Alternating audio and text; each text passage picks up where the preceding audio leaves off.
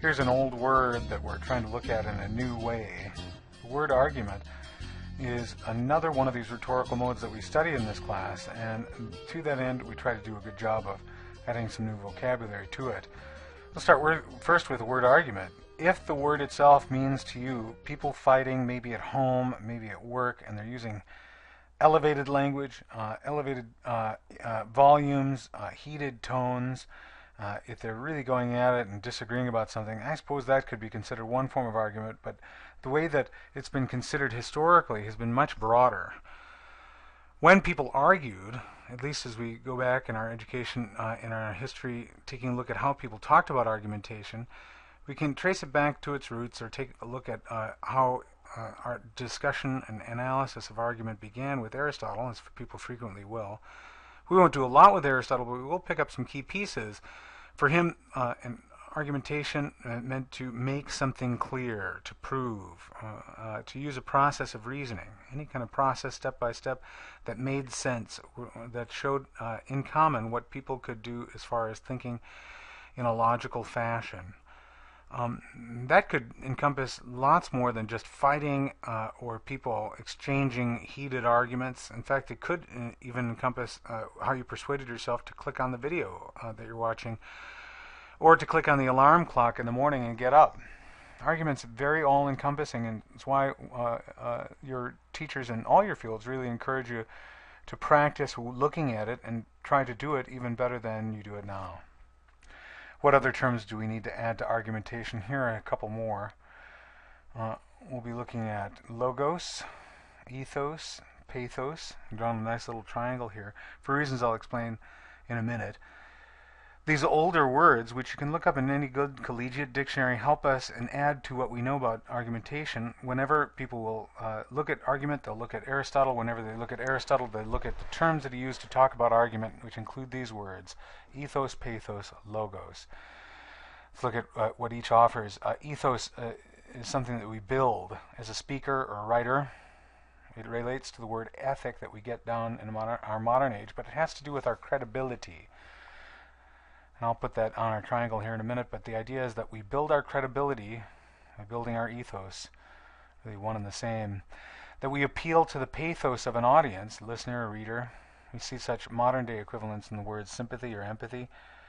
And that we appeal to logic, or develop the logic of our reasoning.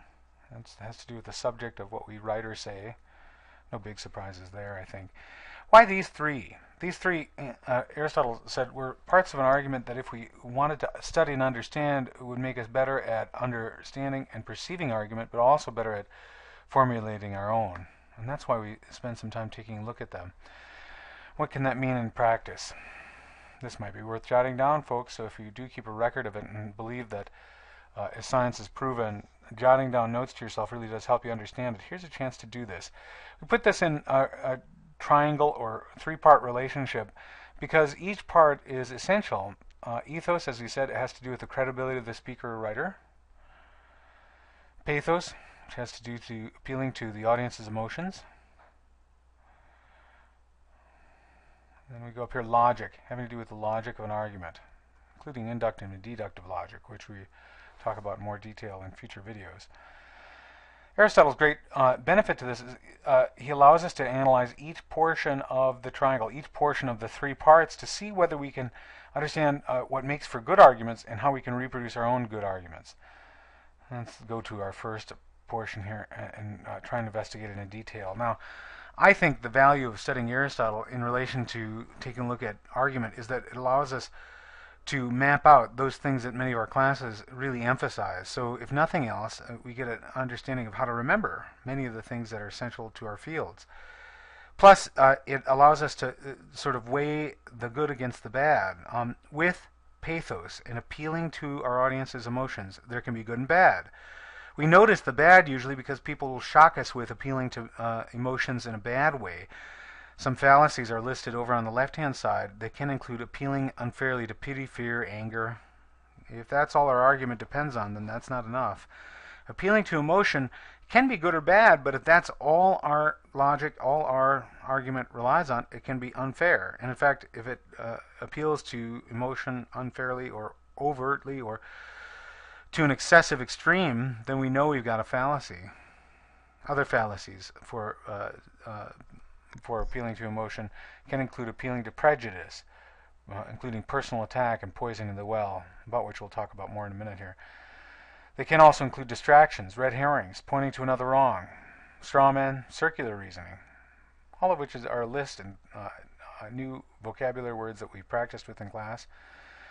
Now, we only introduce fallacies, as I've said in another video and in class, because we can understand the borderlines, the outskirts of bad logic. We can draw a line and see where the end of logic really happens, and the good logic starts to appear.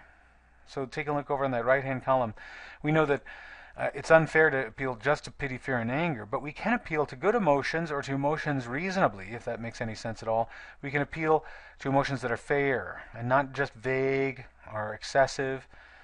In fact, one key emotion that you can appeal to is the self-interest of an audience. If you really wanted to understand argument, I would say, if you really want to do well on your exams and get good grades, have appeal to the self-interest there. You take a look at the videos and try and understand how appealing to emotions can be good and bad. You'd use, for example, language which doesn't prejudge the issue, that wouldn't involve a personal attack, that wouldn't involve poisoning the well, but it'd be mostly fair or even-handed language if you're actually engaging in a subject of debate. And then lastly, good appeals to emotion here would not distract to other issues. They'd really stick to the topic and wouldn't wander onto other things. Keep your focus, or as a popular movie once said recently, your focus should have more focus. Click on the next video to take a look at the other parts of the triangle.